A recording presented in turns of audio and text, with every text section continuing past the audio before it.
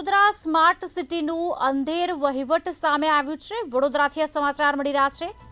નજર કરી લઈશું। સ્માર્ટ સિટીનું અંધેર વહીવટ સામે આવ્યો છે। તળાવોના બ્યુટિફિકેશન પાછળનો જે ખર્ચ છે તે પાણીમાં જતો જોવા મળ્યો છે। ઐતિહાસિક સિદ્ધનાથ તળાવ ગંદકીમાં જોવા મળ્યું છે। ગંદકીના ઢગલા આ તળાવમાં જોવા મળ્યા। તળાવમાં ચારે બાજુ લીલનું સામ્રાજ્ય જોવા મળી રહ્યું છે।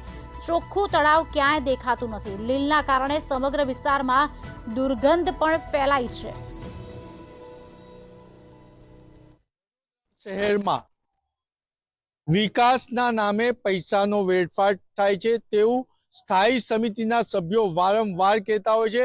તળાવ બ્યુટિફિકેશનની પાછળ કરોડો રૂપિયાનો ખર્ચ થાય છે, પરંતુ ક્યાંક ને ક્યાંક એ બ્યુટિફિકેશન માત્ર ખર્ચ પૂરતું સીમિત થઈ જતું હોય છે તેવું લાગે છે।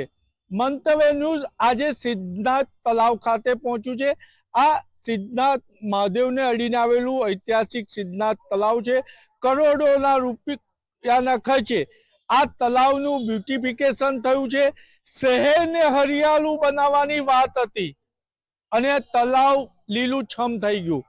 આપ જોઈ શકો છો કે અહીંયા પગથિયામાં નકરો કચરો પણ પડેલો છે। એટલે તળાવના બ્યુટિફિકેશનની વાત કરવામાં આવે, પરંતુ અહીંયા સ્વચ્છતાનો પણ અભાવ દેખાય છે અને શહેર હરિયાળું બનાવવાની જગ્યાએ તળાવ હરિયાળું થઈ ગયું। અહીંયાના સ્થાનિક કાઉન્સિલર જાગૃતિ કાકા છે, જે વિસ્તારમાં કાયમ જાગૃત રહેતા હોય છે અને સ્થાયી સમિતિના સભ્ય પણ છે। આપણે એમને પૂછીશું, બેન શું કહો છો? તમે જાગૃત છો, વારંવાર તળાવની મુલાકાત લો છો। શહેર હરિયાળું બનાવવાનું હતું, એની જગ્યાએ તળાવ હરિયાળું થઈ ગયું, શું કહેશો? આજે સવારથી જ ડીવાયએમસી સાહેબ અને કાર્યપાલક એન્જિનિયર, વોર્ડના એન્જિનિયર બધાને લઈ સવારથી બધા જ તળાવોની મુલાકાત લઈ રહી છું। કાશી વિશ્વનાથ તળાવ હોય કે લાલબાગ તળાવ હોય કે સિદ્ધનાથ તળાવ હોય, બધા જ તળાવની મુલાકાત લીધી છે। બધા જ તળાવ સાફ કરવાની સૂચના અધિકારીને આપી દીધી છે। અધિકારી પણ માણસોને ત્યાં આગળ કોન્ટ્રાક્ટરને સૂચના આપી છે, કામગીરી કરી રહ્યા છે। ત્યાં કાશી વિશ્વનાથ અને લાલબાગ તળાવ ખાલી કરી રહ્યા છે।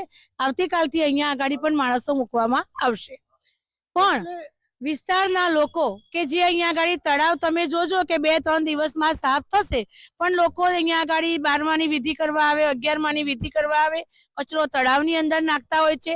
આવતા જતા લોકો પણ તળાવની અંદર કચરો નાખતા હોય છે। એટલે લોકોને જાગૃત થવાની જરૂર છે કે બાજુમાં સ્કૂલ છે, આટલું સરસ તળાવ છે, તો તળાવની અંદર કચરો ન નાખવો જોઈએ। એટલે નાગરિકોને પણ અપીલ કરી છે કે તળાવ સ્વચ્છ રહે, તેના માટે નાગરિકો પણ સજાગ રહે। ત્યાં સવાલ એ પણ ઉભો થાય છે કે તળાવ સુંદર બન્યું, લોકો મોર્નિંગ અને ઇવનિંગમાં વોકિંગ કરવામાં આવતા હોય છે, પરંતુ ક્યાંક ને ક્યાંક અધિકારીઓની નિષ્કાળજીના કારણે જ શહેર હરિયાળું બનવાની જગ્યાએ તળાવ હરિયાળું બની ગયું છે। કેમેરામેન કેતન સિંધે સાથે નિલેશ બ્રહ્મભટ્ટ, મંતવ્ય ન્યૂઝ વડોદરા।